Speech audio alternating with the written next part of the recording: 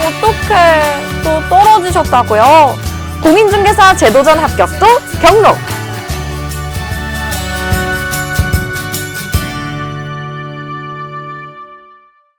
제34회 공인중개사 민법 및 민사특별법 문제 전체적으로 보시겠습니다.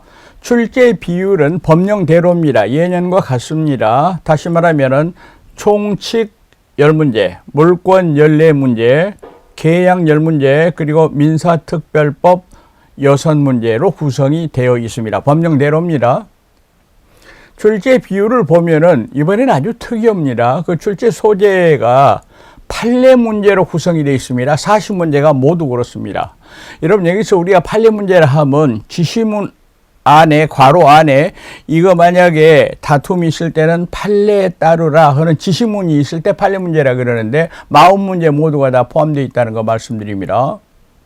자, 구체적으로 문제 해설 들어갑니다. 연결 잘못된 거 판례 문제입니다. 임차인의 필요비 상환 청구권, 이거는 문자 그대로 청구권입니다. 형성권 아닙니다. 이건 당연한 거죠. 그런데 우리 교재 617페이지 보면은 임대인의 의무, 제목에 말이죠. 괄호 임차인의 권리, 필요비 상환 청구권, 임대인한테 의무, 임차인한테 권리, 그런 내용이 있습니다. 그래서 우리 교재에서 출제가 된 겁니다. 지명채권의 양도 준물권행위 우리 교재에 있습니다. 부동산 매매원 소유권 취득 특정 승계 맞습니다. 맨 앞부분에 나와 있죠. 권리변동에 부동산 점유 취득 시효 완성으로 인한 소유권 원시 취득 당연한 겁니다. 교재에 나와 있습니다. 무권 대리에서 추인 여부에 대한 확답의 최고는 의사의 통지, 즉 준법률행위가 되겠습니다. 답은 1번이네요. 갑으로부터 갑소유 엑소지의 매도 대리권을 수여받은 을은 갑을 대리하여 병과 엑소지에 대한 매매계약을 체결하였다. 다음 설명 중 틀린 것은 그랬습니다. 을은 특별한 사정이 없는 한 매매 잔금의 수령 권한을 가진다. 앞에서 이런 문제 나왔었습니다. 특별한 사정이 없는 한 판례가 인정을 합니다. 중도금 잔금 수령 권한을 갖는다. 병의 채무 불이행이 있는 경우 특별한 사정이 없는 한 을은 매매계약을 해지할 수 없다. 누가 해지합니까? 갑 본인이. 매매계약의 해제로 인한 원상회복 의무는 갑과 병 사이에 부담합니다. 상대방과 본인한테 부담합니다. 을은 그렇지 않습니다. 병이 매매계약을 해지한 경우 병은 을에게 채무 불이행으로 인한 배상 청구할 수 없습니다. 갑에게 청구하게 됩니다. 을이 자기 이익을 위하여 배임적 대리행위를 하였고 병도 이를 안 경우 을의 대리행위는 갑에게 효력을 미친다가 아니라 미치지 않습니다. 이걸 대리권의 남용이라 해가지고 판례가 있습니다. 물론 우리 교재에 소개되고 있는 판례입니다. 불공정한 법률행위에 관한 설명으로 옳은 것 판례 문제입니다. 불공정한 법률행위에도 무효행위의 전환에 관한 법리가 적용될 수 있다. 판례입니다. 그리고 우리 교재도 물론 나옵니다. 여기서 추인 법리 적용 안 됩니다. 전환의 법리는 적용이 됩니다. 경락대금과 목적물로 시가의 현저한 차이가 있는 경우에도 불공정한 법률행위가 성립할 수 있다. 틀렸습니다. 경매에는 적용 안 한다. 물론 판례로 나와 있습니다. 급부와 반대급부 사이에 현저한 불균형이 있는 경우 원칙적으로 불균형 부분에 한하여 무효가 된다. 원칙적으로는 전부 무효, 예외적으로 일부 무효. 이거는 틀렸습니다. 전부, 원칙적으로는 전부 무효가 되겠습니다. 대리인에 의한 법률행위에서 궁박과 무경험은 대리인을 기준으로 판단한다. 틀렸습니다. 궁박은 본인 기준이 되겠습니다. 계약의 피해 당사자가 급박한 곤궁 상태에 있었다면 그 상대방에게 폭리행위의 악의가 없었더라도 불공정한 법률행위는 성립한다. 그렇지 않습니다. 반드시 폭리의 악의가 있어야 된다. 이것도 판례. 물론 교재가 소개하고 있는 판례입니다. 복대리에 관한 설명으로 틀린 거 40문제가 전부 판례이기 때문에 판례에 따른다. 이 말은 앞으로 생략하겠습니다. 복대리는 행위 능력자임을 요하지 않는다. 117조입니다. 복대리인은 본인에 대하여 대리인과 동일한 권리 의무가 있다. 민법 규정입니다. 법정 대리인은 그 책임으로 복대리인을 선임할 수 있다. 맞습니다. 대리인의 능력에 따라 사업의 성공 여부가 결정되는 사무에 대해 대리권을 수여받은 자는 본인의 묵시적 승낙으로도 복대리권을 선임할 수 있다. 선임 못한다고 되어 있으면 여기서 주의할 것, 능력에 따라서 성공 여부가 결정된다. 이 대리인은 특정한 대리인입니다. 이 사람이 다른 사람을 쓰면 안 됩니다. 예를 들어서 말할 때 분양사무실에서 너 분양사무 전담해. 이 사람은 특별한 기술이 있는 사람이에요. 그런데 이 사람이 다른 사람한테 복대리인 선임 인정이 안 됩니다. 판례입니다. 대리인이 대리권 소멸 후 선임한 복대리인과 상대방 사이의 법률 행위도 민법 제129조 즉 대리권 소멸 후 변리가 성립할 수 있다. 성립할 수 있습니다. 맞습니다. 통정의 표시를 기초로 새로운 법률상 이해관계를 맺은 제3자에 해당하는 자를 모두 고른 것은, 다시 말하면 선의자가 보호받는 경우를 모두 고른 것은 이라고 되어 있습니다. 파산 선고를 받은 가장 채권자의 파산 관제인, 여기서 파산 관제인은 제3자가 되겠습니다. 그리고 이 사람의 선의는 원칙적으로 선의가 된다. 판례가 소개하고 있습니다. 물론 교재에 나와 있습니다.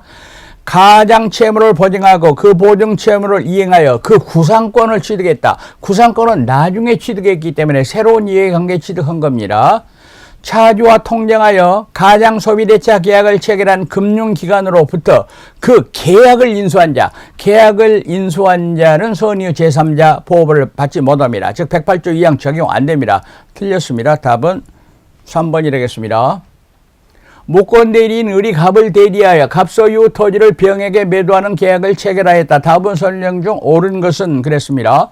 위 매매계약이 체결된 후에 갑이 X토지를 정에게 매도하고 소유권 이전 등기를 마쳤다면 갑이 을의 대리행위를 추인하더라도 정은 유효하게 소유권을 취득한다. 맞습니다. 다시 말하면 무권대리 행위의 효력은 소급합니다. 그러니까 마치 그럴 것 같은데, 그러나 제3자의 권리를 해하지 못한다는 단서 때문에, 즉 정의 권리를 해할 수 없다. 이 단서 때문에 정은 유효하게 권리 취득을 합니다. 을이 갑을 단독 상속한 경우 특별한 사정이 없는 한 을은 본인의 지위에서 추인을 거절할 수 있다. 거절 못합니다. 이런 걸 가리켜서 우리는 신의 성실의 원칙, 모순행위 금지의 원칙 이렇게 말을 하는 겁니다. 갑의 단독 상속인 무는 병에 대해 위 매매계약을 추인할 수 없다. 거절을 못합니다. 추인은 가능합니다. 틀렸습니다. 병은 을과 매매계약을 체결할 당시 을에게 대리권 없음을 안 경우에도 갑의 추인이 있을 때까지 매매계약을 철회할 수 있다. 틀렸습니다. 선의의 경우에만 가능한 되기는 안 경우, 악의이기 때문에 철회 불가능합니다. 갑이 을의 대리행위에 대하여 추인을 거절하면 을이 미성년자라도 병은 을에 대하여 손해배상 청구할 수 있다. 못합니다. 135조 2항에 나와 있습니다. 반사회질서 법률 행위에 해당하지 않는 것을 모두 고르자 그랬습니다. 여기에서 2023년 체결된 형사사건에 관한 성공보수 약정, 이것은 해당입니다. 해당하지 않는 것이니까 이건 답이 될 수 없습니다. 아주 주의해야 됩니다. 민사사건에 대한 성공보수 약정, 오케이, 좋다 이 말입니다. 그러나 형사사건에 관한 성공보수 약정은 무효라고 볼 수 있습니다. 103조 사회질서 위반의 법률행위가 되는 겁니다. 반사회적 행위에 의해 조성된 비자금을 소극적으로 은닉하기 위해 체결된 임치계약, 이거 기출문제입니다. 교재마다 다 있습니다. 산모가 우연한 사고로 인한 태아의 상해 대비하기 위해 자신을 보험 수익자로 태아를 피보험자로 하는 손해보험 계약, 이거는 103조 위반은 아닙니다. 다만 이거는 솔직히 말하면 이거는 주택관리사 시험 문제에는 들어가지만은 우리 중개사 시험 문제는 안 들어갑니다. 그러나 이거는 반사회 질서에 해당하지 않는 걸 찾기이기 때문에 이거를 관련 문제라고 보고 우리는 그냥 풀어주는 겁니다. 답은 4번이 되겠습니다. 민사사건, 형사사건 잘 구분하시기 바라겠습니다. 갑은 허가받을 것을 전제로 토지거래 허가구역 내 자신의 토지에 대해 을과 매매계약을 체결하였다. 옳은 것 그랬습니다. 갑은 특별한 사정이 없는 한 을의 매매대금 이행 제공이 있을 때까지 허가 신청 절차 협력 의무 이행을 거절할 수 있다. 틀렸습니다. 동시행 항변권 안 생깁니다. 아직 효력이 안 생기는 겁니다. 매매계약 효력이 없습니다. 을이 계약금 전액을 지급한 후 당사자의 일방이 이행에 착수하기 전이라면 특별한 사정이 없는 한 갑은 계약금의 100을 상환하고 계약을 해지할 수 있다. 오케이, 맞습니다. 일정 기간 내 허가를 받기로 약정한 경우 특별한 사정이 없는 한 그 허가를 받지 못하고 약정 기간이 경과했던 사정만으로 매매계약은 확정무효가 된다. 확정무효가 된다. 여기에서 특별한 사정이 없는 한 허가받지 못하고 약정기한을 경과하였다는 사정만으로도 매매계약은 확정무효가 된다. 여기서 허가를 못 받았다 해가지고 확정무효가 되는 것은 아닙니다. 여기서 틀린 것은 니은번이 되겠습니다. 법률 행위의 부관에 관한 설명으로 틀린 것 그랬습니다. 판례대로 조건이 선량한 풍속 기타 사회 질서에 위반하는 경우 그 조건만 무효이고 법률행위는 유효하다. No. 법률행위가 전부 무효가 됩니다. 틀렸습니다. 법률행위의 조건을 붙여 있는지 여부는 조건의 존재를 주장하는 자에게 증명 책임이 있습니다. 맞습니다. 기한은 특별한 사정이 없는 한 채무자의 이익을 위한 것으로 추정합니다. 맞습니다. 채무자 이익도 맞고 추정도 맞습니다. 자주 나오는 문제입니다. 조건부 법률행위에서 기성 조건이 해제 조건이면 법률행위는 무효입니다. 맞습니다. 종기 있는 법률행위는 기한이 도래한 때로부터 효력을 잃는다. 다시 말하면 소급효가 없다. 아주 잘 되어 있습니다. 답은 1번. 법률행위 무효와 추인에 관한 설명으로 옳은 것 그랬습니다. 무효인 법률행위의 추인은 무효 원인이 소멸된 후 본인이 무효임을 알고 추인해야 그 효력이 인정된다. 오케이. 139조. 무권리자의 처분이 계약으로 이루어진 경우 권리자가 추인하면 원칙적으로 그 계약의 효과는 계약 체결 시에 소급하여 권리자에게 귀속된다.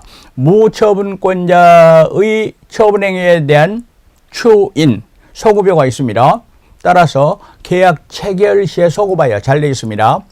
양도금지 특약에 위반하여 무효인 채권 양도에 대해 양도 대상이 된 채권의 채무자가 승낙하면 다른 약정이 없는 한 양도 효과는 승낙 시부터 발생한다. 즉 소급효가 없다.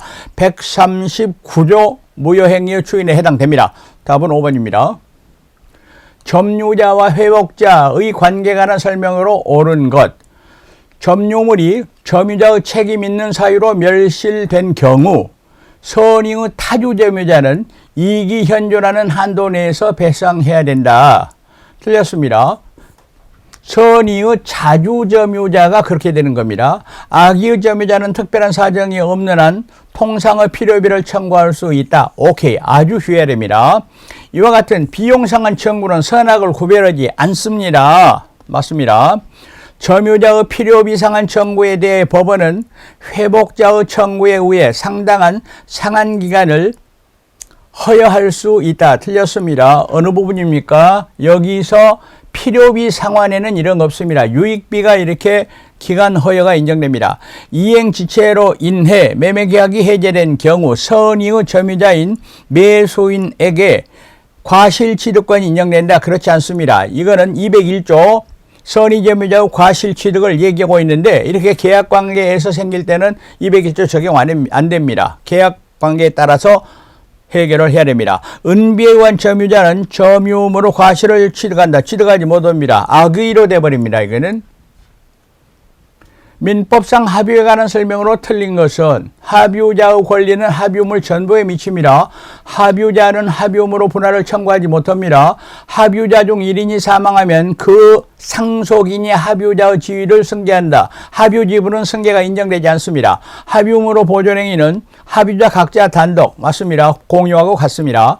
합유자는 그 전원의 동의 없이 합유 지분을 처분하지 못한다도 맞습니다. 이게 공유하고 다른 점입니다. 답은 3번. 부동산 소유권 이전 등기 청구권에 관한 설명으로 옳은 것은 여기서 교환으로 인한 소유권 이전 등기 청구권은 물권적 청구권 아닙니다. 채권적입니다. 계약에 의한 겁니다. 점유 취득시효 완성으로 인한 이전 등기 청구권의 양도는 특별한 사정이 없는 한 양도인의 채무자에 대한 통지만으로는 대항력이 생기지 않는다. 생깁니다. 이게 매매하고 다른 점입니다. 매매가 나오는데요. 그걸 잘 비교해야 됩니다. 우리 교재 판례에 두 가지 비교가 다 나와 있습니다. 매수인이 부동산을 인도받아 사용 수익하고 있는 이상 매수인의 이전 등기 청구권은 시효로 소멸하지 않는다. 아주 자주 출제되는 내용입니다. 이렇게 거듭 출제되는 경우가 많이 있네요. 점유 취득시효 완성으로 인한 이전 등기 청구권은 점유가 계속되더라도 시효로 소멸한다. 점유가 계속되는 한 시효 소멸 안 됩니다. 점유가 계속된다는 것은 권리 행사를 하고 있다는 겁니다. 소멸 안 됩니다. 매매로 인한 이전 등기 청구권의 양도는 특별한 사정이 없는 한 양도인의 채무자에 대한 통지만으로 효력이 생긴다. 안 됩니다. 즉, 잘 보세요.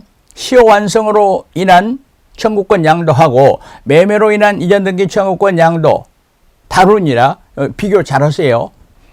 그런 걸 우리가 공부를 제대로 해야 됩니다. 물권적 청구권에 관한 설명으로 틀린 것은 저당권자는 목적물에서 임의로 분리 반출된 물건을 자신에게 반환할 것을 청구할 수 있다. No, 못합니다. 왜? 저당권에는 반환 청구권, 목적물 반환 청구권이 인정 안 됩니다.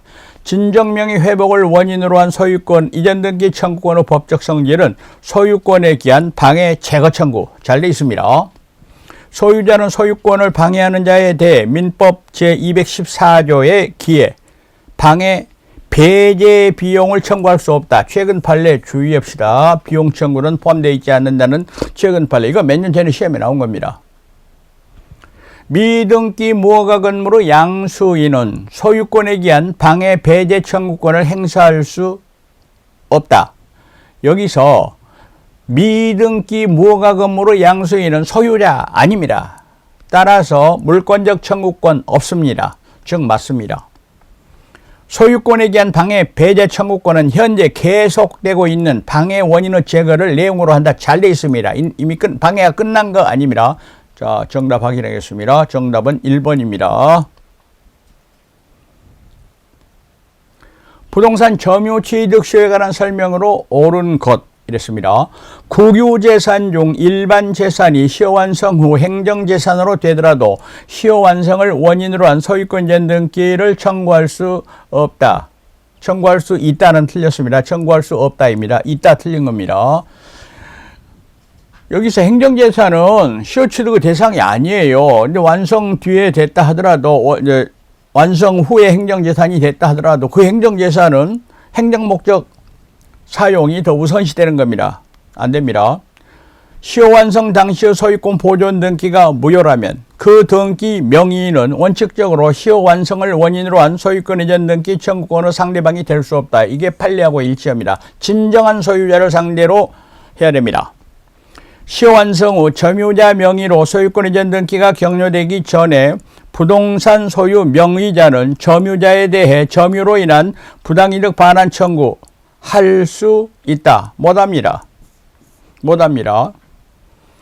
미등기 부동산에 대한 시효가 완성된 경우 점유자는 등기 없이도 소유권을 취득한다. 취득 못합니다. 등기해야 됩니다. 245조 1항입니다. 시효 완성 전에 부동산이 압류되면 시효는 중단된다. 압류는 시효 중단, 취득시효의 진행의 시효 중단 사유 아닙니다. 틀린 겁니다. 답은 2번. 민법 187조에 관한 설명으로 틀린 것은 이랬습니다. 상속인은 상속부동산의 소유권을 등기 없이 취득합니다. 187조 소정의 판결은 형성 판결을 의미한다. 맞습니다. 부동산 강제 경매에서 매수인이 매각 목적인 권리를 취득하는 시기는 매각 대금 완납 시 판례하고 일치합니다. 부동산 소유권 이전을 내용으로 하는 화해조서에 기한 소유권 취득에는 등기를 요하지 않는다. 틀렸습니다. 여러분, 화해조서는 확정 판결과 동일한 효과가 있다. 이거 등기 필요가 없네. 그렇게 말하면 안 됩니다. 화해조서 이전 등기를 해야 됩니다. 이것도 판례입니다. 신축에 의한 건물 소유권 취득에는 소유권 보존 등기를 요하지 아니한다. 보존 등기 해야 되는데 안 했더라도 소유권 취득에는 영향이 없습니다. 물건에 관한 설명으로 옳은 것. 물건 이외의 재산권은 물건의 객체가 될 수 없다. 되는 경우도 있습니다. 예를 들어서 질권의 객체는 물건 아닌 채권, 채권일권도 있습니다. 물건은 부동산 등기 규칙에 의해서 창설될 수 있다. No. 185조 법률, 관습법 두 가지입니다. 규칙은 포함되어 있지 않습니다. 구분 소유 목적이 되는 건물의 등기부상 표시에서 전유 부분의 면적 표시가 잘못된 경우 그 잘못 표시된 면적만큼의 소유권 보존 등기를 말소할 수 없습니다. 말소해서는 안 됩니다. 그럼 어떻게 해야 됩니까? 표시가 잘못된 부분, 그거를 표시 변경 등기를 해야지 그 부분은 소유권 보존 등기 말소 있을 수 없는 일입니다. 일부만 소유권 보존 등기 말소 이런 거 인정 안 됩니다. 일필의 토지의 일부를 객체로 하여 지상권을 설정할 수 없다. 일부를 목적으로 하는 지상권 설정 가능합니다. 틀렸습니다. 기술적인 착오로 지적도 경계선이 실제 경계선과 다르게 작성된 경우 토지의 경계는 지적도 경계선에 의해서 확정된다. 여기서 기술적인 착오로 말미암아서 실제 경계선과 다르게 작성돼 버렸다 했을 때 경계는 지적도 경계선에 의해 확정된다. 이건 틀렸습니다. 원칙적으로 말하면 경계선은 지적도에 따라 인정됩니다. 그러나 이와 같은 기술적인 착오였을 때는 그렇지 않다. 경계선에 의한 거 아니고 실제 경계에 따른다. 이런 뜻이 되겠습니다. 기술적인 착오해야 됩니다. 원칙이고 이거는 예외입니다. 전세권에 관한 설명으로 옳은 것은 전세권 설정자의 목적물 인도는 전세권의 성립 요건이다. 아닙니다. 타인의 토지에 있는 건물의 전세권을 설정한 경우 전세권의 효력은 그 건물의 소유를 목적으로 한 지상권에 미친다. 304조에 나와 있습니다. 재산권의 사용 수익권 등을 배제하고 채권 담보만을 위해 전세권을 설정하는 것은 허용된다. 그렇지 않습니다. 이거는 담보물권입니다. 그런데 전세권은 용익물권, 담보물권 이렇게 돼 있어야 됩니다. 이건 맞습니다. 동그라미입니다. 전세권 설정자는 특별한 사정이 없는 한 목적물의 현상을 유지하고 통상의 권리에 속한 수선을 해야 된다. 틀렸습니다. 설정자가 아니라 전세권자는 그래야 됩니다. 전세권자 얘기를 하고 있습니다. 건물 전세권이 법정 갱신된 경우 전세권자는 이를 등기해야 제3자에게 대항할 수 있다. 등기 없이도 대항할 수 있다. 우리 교재 그리고 기본 설명에서 여러 차례 얘기했고 이미 기출문제입니다. 이번 문제는 기출문제가 다시 나오는 경우가 꽤 있습니다. 갑은 을과의 지상권 설정 계약으로 갑 소유 토지의 지상권을 취득한 후 그 지상에 Y 건물을 완성하여 소유권을 취득하였다. 다음 설명 중 옳은 것은 이랬습니다. 을은 지상권을 요구한 채 Y 건물 소유권만을 제3자에게 양도할 수 있습니다. 맞습니다. 이 경우에라도 지상권과 건물은 따로따로 양도될 수가 있다라는 게 판례의 기본 입장입니다. 을은 Y 건물의 소유권을 요보한 채 지상권만을 제3자에게 양도할 수 있다. 기억니은 다 맞습니다. 치료 지급 약정이 있음에도 을이 3년분의 치료를 미지급한 경우 갑은 지상권 소멸 청구할 수 있다. 맞습니다. 왜냐하면 2년분이면 되는데 3년분이니까 충분히 소멸 청구권이 생깁니다. 5번의 답이 나와 있습니다. 지역권에 관한 설명으로 틀린 것. 지역권은 요역지와 분리하여 양도할 수 없다. 맞습니다. 부종성 수반성입니다. 공유자 중 1인이 지역권을 취득할 때는 다른 공유자도 취득한다. 여러 번 우리가 알았었죠. 한 사람이 취득하면 다 취득한다. 취득은 쉽게, 하도 복잡하니까 제가 공식을 만들어 드린 겁니다. 또 나왔네요. 소멸은 어렵게 있었죠. 공유지와 지역권에 있어서 통행 지역권을 주장하는 자는 통행으로 편익을 얻는 요역지가 있음을 주장, 증명해야 된다. 당연하죠. 요역지의 불법 점유자도 통행 지역권을 시효 취득할 수 있다. 틀렸습니다. 불법 점유자는 시효 취득 불가, 지역권을 시효 취득 불가입니다. 지역권은 계속되고 표현되는 것에 한하여 시효 취득할 수 있다. 민법 규정 그대로입니다. 기본교재 찾아보시면은 여러분 쉽게 이해할 수가 있습니다. 경록과 함께 유익한 시간 되셨나요? 구독과 좋아요 눌러주세요.